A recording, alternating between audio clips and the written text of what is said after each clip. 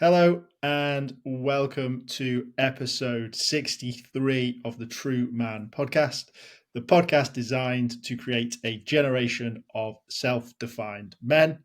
Today, I'm joined by Richard Loftus. Richard, it's an absolute pleasure. How are you doing today? Yeah, I'm good. Thank you so much for asking. Thanks for having me. Like over 60 episodes. That's amazing.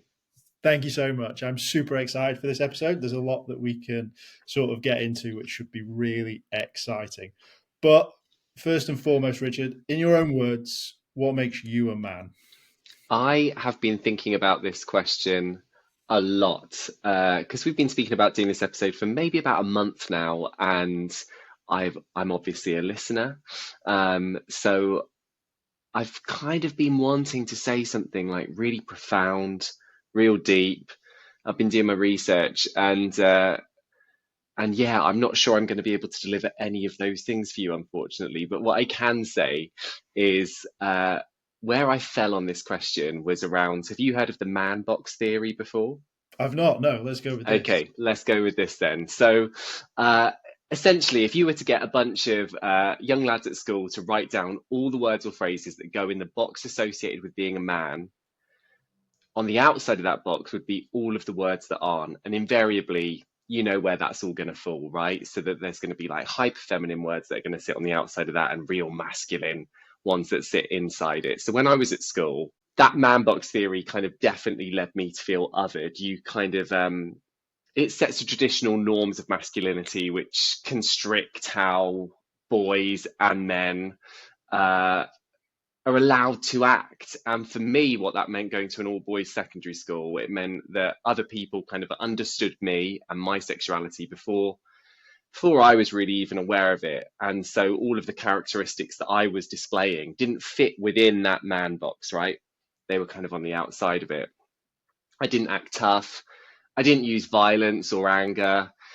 But yet, what's really interesting about this man box, and the reason I kind of ended up falling here, is that in later life, those norms, those societal expectations of what being a man is what made me feel like I was unable to seek help for the mental health crisis that I ended up going through. So even though at school I was feeling outside of that man box, it was actually being within it, trying to break out, that kind of led me to my mental health crisis. So, uh, I was unable to speak up. I was unable to ask for help. Um, and yeah, I think what I've learned through that, other than a whole bunch of cliches that do kind of carry a lot of weight, is that there's strength in vulnerability. And I suppose that is my answer to your question. Cool. So it was you didn't feel like a man, and then when it came to shit hitting the fan per se, you felt like a man, and that's why you couldn't get any. Yeah. Do you know, I don't think it was that I didn't feel like a man. It was that other people were kind of saying you're not displaying the characteristics of what one should be. Yeah. Yeah, that I think that was definitely my experience at school. But actually, as an adult, it was kind of those kind of societal things around it that, yeah, kind of made me feel like shouldn't show weakness, shouldn't cry, shouldn't be showing emotion, shouldn't be vulnerable, all of those things. Awesome. So, Richard, you reached out to me, and this episode is going out pretty much close to when hopefully I will have done what we said we were setting out to do. So, Yes. why don't you let people know what it is that you do in the space now, and then we can get a little bit more into your story from there. Sure. So, as I've kind of already touched on, a few years ago, I had a bit of not a bit of, had a mental health crisis. And, but one of the amazing things that have come out of that is I founded Well Run Brum, which is a men's mental wellness movement. So it's got the traditional element of your usual run club. We run a 5K around Birmingham every fortnight.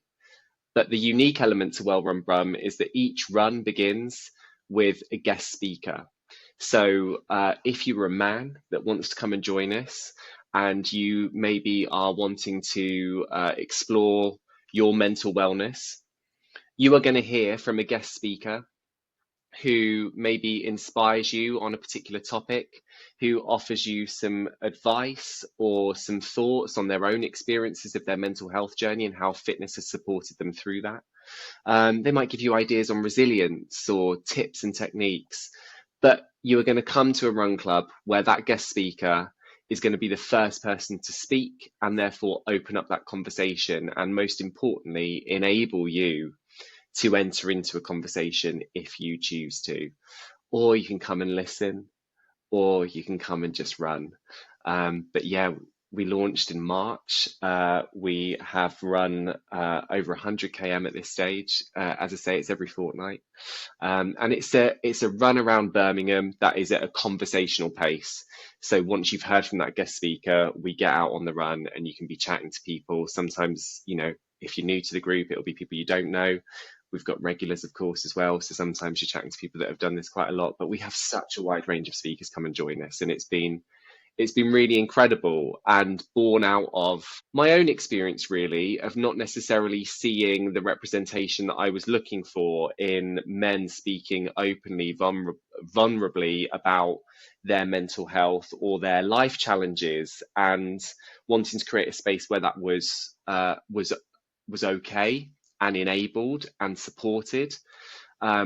Whilst also recognizing that running has been amazing for my mental health and has absolutely been something that I go to as a way to kind of clear my mind, to think through my thoughts, and when I go out running socially as well, to chat to people about what's going on in my head. What was the idea behind the guest speakers? Because we see a lot of things around like walking groups or running groups where the idea is you turn up and the conversation flows naturally. What was the idea behind bringing someone in to spark that conversation? Yeah, I think certainly when I was going through my challenges, it can be really intimidating to be the person that is going to speak up. It can be really intimidating to say to somebody that I'm having a tough time. And, you can ask someone, are you okay once? And they'll be like, yeah, I'm good. You can ask them again and they'll be like, yeah. And then it's probably only after the third time when you start really pushing that you might get an honest answer, right? And so knowing that and having experienced that, I wanted to find a way that I could make it a bit easier for a guy to be like, cool, I need to say where I'm at this moment. And so that guest speaker is a guy that enables that. It enables that conversation to open up, and they bring something to the table that you might not have heard before, or that you might have been thinking but not known how to articulate, or they are speaking exactly to you. Every word that you hear, you're like, yeah, that's me, yeah, that's me, yeah, that's me. So it really is that person that kind of leads the way for you, really. They start the conversation in a real meaningful way. I found the more I talk about my mental health, my issues, my story, the more people that are willing to open up to me, for sure. I think it's a powerful thing to do, to speak. I think it gives people license that may not have had license to do it, or live in the man box, as you say. So it's for me, it's great. I think it's really important that people do share their stories. This is why I've done the podcast. That's why there's 63 of these things, because, like you say, not everyone's going to resonate with everyone. Not everyone's going to believe everyone. Not everyone's going to take something of use from everyone. So the more people that can talk about this, the better, for sure. So yeah, sure. I think it's a good way. It's a nice way of doing it. But it also, I guess this is my sort of follow-up question on that is, do you think that reduces people coming, or do you think it reduces the friction enough? Because we have another thing where it's like men talking about mental health, and it's like, right, I'm not going to that because I know I'm talking about mental health. What's the balance there like? Yeah, that is definitely a challenge and something I think about a lot. So we have had over 40 men take part since launching in March, and we have a real high return rate, which is great. But yeah, I think you're right. I think there is an element of it that requires you to take that initial step to be like, cool, I'm going to enter into that space. And yeah, I think that can be a little bit of a barrier. And I think that's where social media has been super important for the growth of Well Run Brum, is that you might see your mate turning up for a run, for example, and they're tagged in the group photo afterwards and they've shared that to their story, or they've done like a selfie video of them running whilst they're out. And I think that's kind of key, really. It's kind of word of mouth, but on social media, and it's someone in your friendship group or just outside of your friendship group that is going, that is kind of being a little bit public about saying, yeah, I've gone to this space because it's something that I'm interested in. So yeah, it's definitely a challenge. I'm not going to lie. There is an element of it that requires you to go, cool, I want to learn, or I want to be in a space where it's okay to have that conversation. And I think, reaching out to you, for example, your podcast is a great way of doing that. And hopefully more people are intrigued by entering that conversation and willing to go there, Yeah. I think there's a lot, men need pushing, right? I think we're creatures of habit and we're very comfortable in our position. I think we do need a push, whether that's from a partner or a family member or just something bad happening in our lives that makes us go, got to do something about this. So those pushes definitely help. But I also think there needs to be steps. So I've obviously done podcasts with a lot of people from different backgrounds. I guess top of my head, Luke from 2 Pints Deep is almost that initial step where he's just stepping into the pub and he's saying, you don't have to do anything. There's just beer mats here and we might have a conversation. Doesn't really matter. And that's literally step 0, right? And I think as people move down the steps, they need little pushes and little things from that. So that friend selfie, it's sort of, do you know what I think it is, which I'd love to get your opinion on, is there's an element of jealousy. It's like, oh, you go to that, do you? What's that like? And they'll want to get all their info without making the commitment. Yeah, definitely. I love that. And there's that little bit of FOMO with it as well, right? Like, oh, so you can do a 5K. Like, yeah, maybe I'm interested in that. Yeah, nice. Why don't we go a little bit back and let's have Sure. an understanding of how you got here? Because right now everything seems like it's starting to move in a nice direction, but there was obviously a bit before that is an important step, that step -1 almost. So yeah, let's go back to that. Yeah, sure. Yeah, where to, it's such a massive topic. I suppose, yeah, let's move back a little bit. So I guess my mental health crisis reached a point where over a sustained period of time, I think I'd gradually been losing my sense of self over a sustained period of time, to a point where I lost who that person was. And ultimately, as I ended up saying to a receptionist at the end of the phone, to the local GP, I'd got to a point where I couldn't cope with life anymore. And it's difficult, I suppose. The reason I'm sort of struggling and like gazing off into the distance about it is it's difficult to talk about, in as much as there's not like a singular moment I can like say it was that thing, because it wasn't a singular moment. It was a series of what probably to other people sounded like small, inconsequential things. And it goes back to what we were talking about having somebody else be that kind of like role model for speaking up, because in the brief moments that I may have said something about where I was at, because in isolation those moments seem so small and inconsequential, it was probably difficult for somebody outside of my mind to recognize it as a much bigger deal than it was becoming to me. And that kind of, as a consequence, I guess, just made me completely shut down and stop engaging and start being really silent and trying to manage things on my own, and ultimately failing at managing things on my own. And so, yeah, it got to a day where I kind of was driving into work and just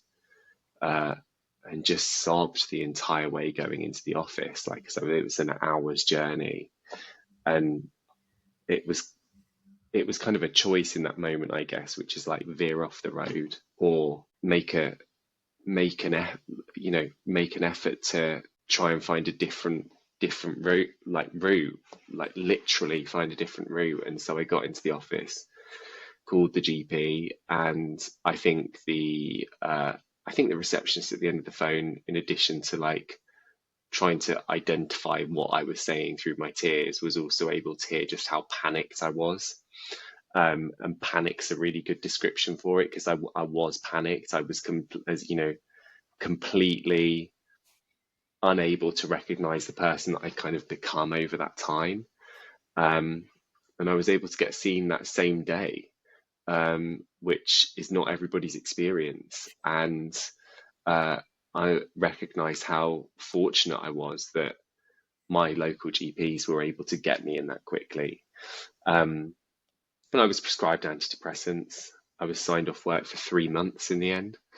And it was during those 3 months that kind of running became a real good feature of kind of like my recovery, I guess, and kind of finding my way back to who I was. It's such a weird one, because that's what you want as a man. I'm speaking generically here, but I find most men to be quite logical, and I guess the build-up of emotion and the build-up of trials and tribulation there's no it happened then. Whereas, like, if you break a leg, I fell over, I broke my leg. Yeah, Whereas you wake up one day and you're like, I don't know who this man is. I don't know what I'm doing. Where am I? Like, what is life? And you just, yeah, when did this happen? And it can be just a build up and build up and build up. So it's tough to say what it is. And like, I wrote, when I first started talking about all this, I wrote an article, and the first line was, "It's irrelevant how I got here. I got here," which at the time was sort of to say it doesn't matter what's happened or how you've got here. You've got here, and I think that was the important thing, and that felt like the important thing for me at that time. Whereas now I feel more comfortable and more confident, I guess, and like it's almost like I know I can't get back there, so I'm happy to talk about it. Whereas maybe when you're going through it a little bit more, you might think that you're speaking it into existence a little bit as well, which is true, right? I mean, there's elements to that for sure. So it's a fine balance, but yeah, I think exercise and running are super great. What was your experience with antidepressants and also the exercise? Because some people go on to antidepressants for a very long time. Some people are like, I just don't want to do it. What was your sort of experience with them? yeah. Well, it's interesting with stuff that is related to your mind, because like you say, when you've broken a leg, you won't have friends or family be like, I don't think you need a plaster. I don't think you need a cast for that leg. Like, I think it will just sort itself out. Like, maybe just give it a bit of time.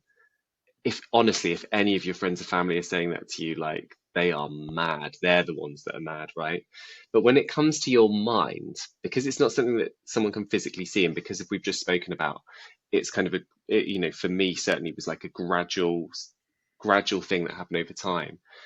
When it came to a conversation around like, look, this is where I'm at. I've been signed off, been prescribed some antidepressants. People are like, do you need that though? Maybe you don't need that. And these are people that aren't qualified. These are people that haven't been to like to school to study medical practice. These are just people that have got an opinion. And that kind of, in that immediate aftermath, that brought its own challenges, because immediately I'm putting up a wall with a group of people that I'm like, you're already not meeting me where I'm at. And I do not have the capacity for a conversation around your opinion Yeah. beyond what a GP is telling me I need in this moment right now. So my immediate reaction was like, yep, I'm going on the antidepressants, and running at that point was not on my agenda. And I think it's probably about like 3 weeks, maybe a bit more. I'd been on the antidepressants. I think I'd kind of got to a point where my mind had started to get just a little bit quieter, and that I was able to kind of just like I was out of the haze, I guess. as they started to kick in after a couple of weeks. And it was probably around that, as that started to happen, was when I started to consciously be like, I need to get up off the sofa and do something that, that isn't just sitting watching telly. Like, I need to physically move my body, like my body needs to do something. And that's when running kind of came into it. And as far as the antidepressants were concerned, I don't take them anymore. I had a conversation with the GP as a kind of about 3 months in, I guess, where I was like, I want to have a conversation about about coming off these in a way that is structured so that I don't get back to where I was, but that kind of means that I can not be reliant on them on a permanent basis. Yeah. And that seems to be working all right for me at the moment. I did a podcast a few weeks ago now with a guy, Tom Conway Gordon, and he talked about it being a leveler for him and like a setting him a baseline. And you talk about reducing noise, which I think when you're going through the weeds, so to speak, can be really useful. For me, it's something that there's a fine balance between dependency and using them to sort of help you get out of where you want. I think it's such a tricky one. I've had GPs on as well, and they've sort of said it's literally like that's just what you do. You just put the plaster on it, which is the sad truth. And there are other ways, and it's the way that ticks the box and solves the most problems. But I think for me, if it can create a level for you that you can build from, amazing. But what I don't see is it as the sole solution. So what's your thoughts on that? Is that where you're sort of at with it? Yeah, I for me, it wasn't. I can understand though and appreciate that for, my experience is my experience alone. Do you know what I mean? And I think for some people that need that longer term support, if that's working for them, like I said about everyone else with an opinion on it, like who am I to be the guy that's like, no, I don't think that's right for you. If that's working for you, you do you. Like, for me, it got me to a great point, and going forward, it's not something that I'm using at the moment, but I definitely wouldn't be opposed to it if I was needing it in the future. I'd have that conversation again for sure. Yeah, I just have like this. I agree, right? There's like if it works for you, it works for you. But for me, there's this element of using to push yourself forward and go from there, and then just going into, I guess, dependency in a sense of like, there's no real urge to get out of it. It's just that that you're bad at the moment, so you're just going to take the antidepressants because you know that that's going to keep you at a level. And that for me is almost like, why would you want to live like that, I guess, is sort of a question. And we can get into this as well, which sort of gets into the idea behind mental health and having sort of like a mental well-being issue, in the sense of like, there are people with severe mental health issues where medication is 100% necessary and exactly what they need to sort of function. Done a podcast with great young lad, Paddy, who is OCD, and he's obviously on medication, and he takes pictures of that to reduce the stigma around that, which I think is great. But he has an actual he has an actual mental like I think that's where this conversation gets so nuanced that it's difficult to distill into like into kind of like a broad stroke viewpoint on it, because it's not a binary thing. Like you said, when we talk about these sweeping things like mental health or mental well-being or mental fitness, whichever kind of, whichever any of those work best for you, right? There's such a spectrum within that to take kind of the viewpoint of this is going to improve your mental health. Well, what do you really mean by that? Like, what are we talking about? Because are we talking about, as you've said, someone with OCD? Are we talking about somebody that's, tried to take their own life in a moment of crisis. Like, where on that spectrum are we talking? But unfortunately, that catch-all, which is what we as humans love, right? We love the catch-all and we love the simplification of the conversation. That it makes it really difficult, because there are elements within that spectrum where medication is the only answer, and there are elements on that spectrum where it may not be necessary. In fact, it isn't necessary. But then what about all of that grey area in the middle? Well, that's life, isn't it? Right? That is the beauty of life. Yeah. Yeah, I guess it's a really similar analogy to how I began with that man box theory, right? There's the bit on the inside and the bit on the outside, but there's all that grey matter.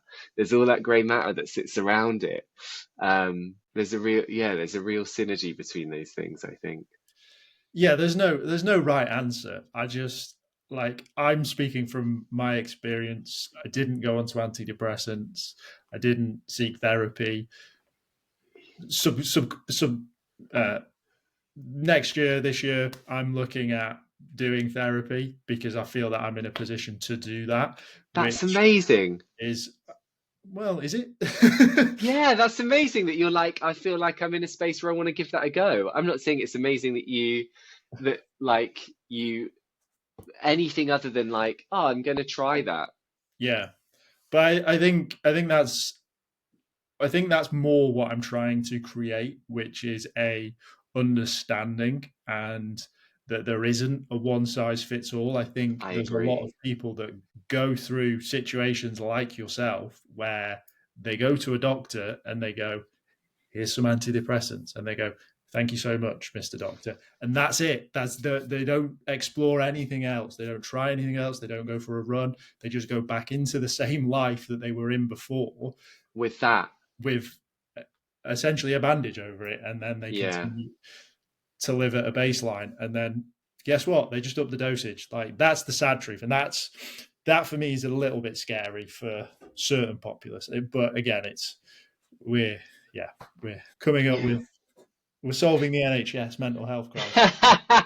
I mean, that is where we really need to focus attention, right? Though, is, that's exactly where we need to focus attention, is solving the NHS mental health crisis, because that is the context in which this conversation is happening. There, and particularly for men, like what a sad state of affairs that we live in a time where, like, 1 in 4 men under the age of, I think it's 45, the highest cause of death is suicide. Like, that's it, in this day and age, in this time, that is preventable.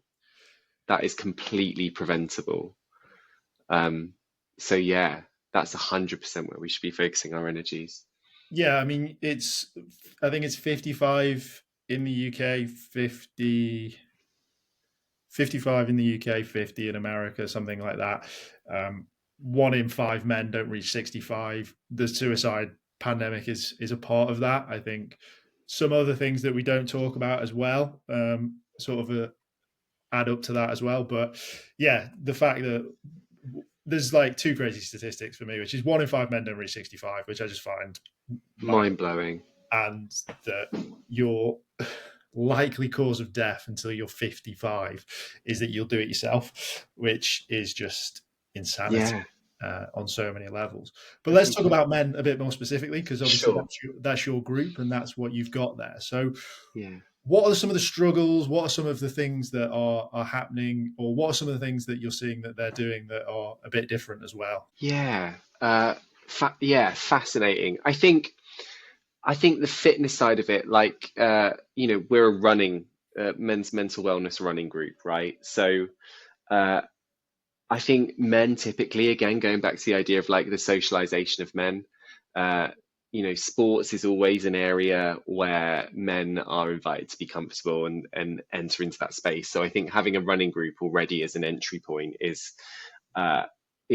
enables people to feel like, yeah, that's sports, I can take that on, which honestly, when I was growing up wasn't my experience. Like PE, nightmare for me. I did not want to be doing PE at all. I certainly didn't want to be like going into the gym showers afterwards.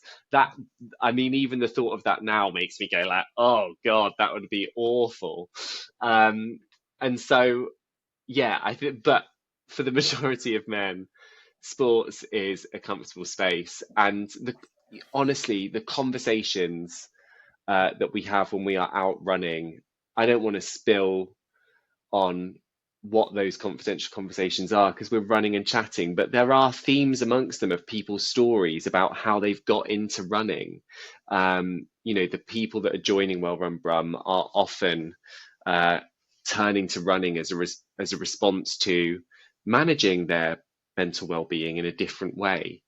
And I love that expression of mental fitness, particularly because I think it is something that you have to work at on a daily basis. Like, having a positive mental well-being is not something that you can just take for granted. It takes work in the same way that, getting a six pack takes work. Like, you've got to put in the time.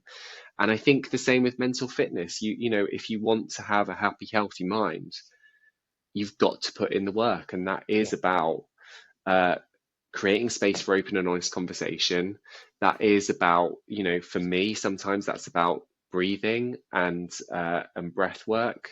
And it's about like social accountability as well. That's the other great thing about Well Run Brum is you've got a social accountability. When there are some of our regulars that have not shown up for, a couple of runs, I'm messaging them, and I know there are others in the group that are messaging them as well, being like, hey, I'm checking in, what's going on? Are you just busy, or what's happening right now? Yeah, that community is really big. I'm really glad that these sort of things are happening. I know that typically it used to be the pub, or it used to be wives, husbands were friends of creating friend groups of men.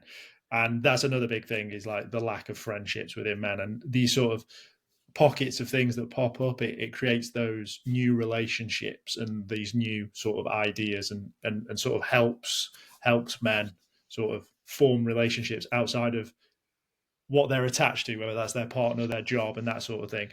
I talk a lot about a group of men that I feel like are really in that core demographic of like 50 to 65, so 1 in 5 not reaching over 65, where they've retired, so they've no longer got a job. They're no longer Keith from work, right? They're just Keith.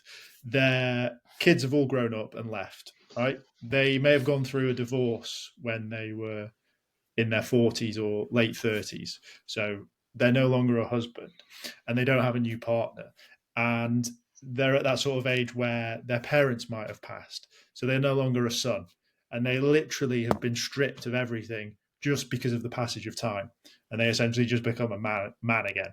And I think that's a really hard position to find yourself in, because you've had your whole world shaped around everything that you've done, and then it just disappears and it becomes you're a man again, which I think is really scary. But things like Well Run Brum and other things like that are hopefully creating new relationships for guys, for sure, outside of typical relationships, shall we say. Definitely. And I think that idea of community is super important. Like, finding that community, like finding your tribe as well, just like that in life is such an important lesson anyway. I think finding those people that are there that like boost you and support you and, all of that kind of stuff. But yeah, again, sometimes that takes work though, right? Exactly as you're saying. Sometimes you have to go out and find it, and you've got to build it yourself. You've got to create it yourself, and speak it into existence. But it is out there. Well, Run Brum started with you going for a run, right? So how did that little conversation in your head go? Like, you sat there, you're not working, I cannot tell you that first run in March. I'd locked in Dr. Tom Bates, who's a sports psychologist, used to be up at Villa and had gone on to be Adam Peaty's part of his team for the Olympics. An incredible, incredible speaker who had agreed to be our first guest speaker. And I'm stood outside the Library of Birmingham, and I'd messaged my brother and been like, please come to this first one, like, just like, please be there. And he was like, yeah, I've got you, I'll be there. And we stood there, and I arrived super early, which is something I'm still not great at. I will always be at Well Run Brum early, and still now, we're over 20 runs in, and I still, in the minutes before the start time, I get this same fear. But on that first day, having not experienced it before, I'm stood with my brother, and he's like, I couldn't do this. And I went, what do you mean? He was like, I couldn't put myself out there like this and just wait for people to show up. It was terrifying. It was horrendous. And yet it would pass. I knew it would pass, because the worst case scenario is me and my brother are going for a run, and we've just got this incredible speaker to come and say a few motivational words to us. That is the worst case scenario. Yeah. Nothing can possibly go wrong except that. And yet, terrified. And what was amazing was, on that first run, I had some friends show up, which was great, obviously. Was so grateful to the friends that showed up. I had my brother show up. But I also had people that I'd never met come along to that first one and have continued to come back. And that blew my mind a little bit, that on that first one, it was about 50-50 mix of people that I knew and people that I didn't know. And that was amazing, genuinely really amazing. So it can be done. You can build that community of people, and amazing friendships are formed out of it. Like, there's a few of us that are signed up for Birmingham Half Marathon next year, for example. I've been over to Telford for a park run, where one of the boys was doing one of his anniversary runs, and I was like, yeah, I'll be there. I've been for a run over in Sutton, did the Movember 10K with another one of our runners. It's incredible friendships, and that I'm reaching out to outside of Well Run Brum to be like, let's go and do this, and also like solidified other friendships as well. Like, one of like the founding runners, for example, my mate Jonathan, has been absolutely incredible in his support and being there and making sure that it is, that he's always championing it. And all of that group, I just think, if you don't have a community of people, go and make one. That ultimately is what Well Run Brum has started out of, is me being like, this is what I need right now in my life. I need a group of men that are comfortable with having a conversation with me around my mental fitness, my mental well-being. And we're really fortunate to be in a position where people like yourself are saying yes to come and talk to us beforehand and say a few words of wisdom to set us off on our way. Thank you. I appreciate that. I don't know whether I'm the best one yet, but thank you. What's next for Well Run Brum? Oh my. Well, in March, we'll have been going for a whole year. And there's been lots of different conversations that have been going on about what could happen next. I've had a few approaches from people that are talking about wanting to launch a similar iteration in other places, which I'm totally not opposed to. That would be cool. I've had some conversations about what it means beyond just that fortnightly initiative, like what else could be explored. The speaker network, for example, is incredible in its own right and could warrant its own standalone event for people that are interested in just the conversational side of this. Yeah, I'm definitely ambitious and keen for it to grow and develop. Um, so we'll see what the year brings. Well, yeah, 1 year's just get to that. That's huge in itself. Right? I mean, that's 10 out of 10. Super happy for you. That's amazing. And the fact that people are still coming, it shows it's what people want. And yeah, we can grow it from there in any way, shape, or form. As long as For people sure. are still turning up, that's all we need. In Yeah. regards to the men's space as a whole, what are you seeing that you absolutely love, and what do you want to see more of? Oh, great. Yeah, I've actually uh, one of the things I've been reading recently is Jordan Stevens. I don't know if you follow his Substack at all. He's just started doing this like advent calendar of musings and writings, and he's been talking a lot about kind of like toxic masculinity and but actually kind of like flipping that and being like wanting to encourage healthier behaviors and like highlighting the positive ones. He was talking the other day uh, about like men calling each other beautiful being a reclamation of authentic masculinity, and I really liked that. And like intimacy being found in male relationships. Intimacy doesn't need to be like a sexual encounter or from your partner, which we've kind of spoken about already, although Yeah. probably not framed it around the idea of intimacy, but almost just like rewarding that positive uh, reclamation and that those positive behaviors so that people are empowered and they feel needed and they feel appreciated and yeah, and sometimes beautiful. So I've been really enjoying his words recently. I think that's been super powerful, and just more of that kind of like positive role models talking in a like defining masculinity in that way. I really like that. Awesome. Yeah, we talked about it in the form of showering after playing sport. That was that was our conversation on that side of it. But Yeah. yeah, no, that sounds really interesting. I'll link it below, and I'll also check it out. Yeah, do. I'll send you a link to it. Yeah. I mean, some people will know Jordan Stevens from Rizzle Kicks, but Yeah, yeah, it's yeah, definitely check out the Substack. It's cool. yeah, will do for sure. Richard, if people have loved what they've heard, they want to find out more, they want to reach out to you, or they even want to come to a Well Run Brum, please let them know where to find you, and also I will leave the final thoughts with yourself. Yeah, amazing. So Well Run Brum you can find on Instagram, search at Well Run Brum. You can find us on Strava as well. And Strava's got the fortnightly events. It tells you who the speaker is each time. So if you're a bit nervous about coming to the first one, it might be that you've got a speaker that particularly attracts you to come along to your first one. So yeah, Strava and Instagram are the best ways to look out for Well Run Brum. And yeah, you'll find me on Instagram as well. I'm tagged in a lot of those posts.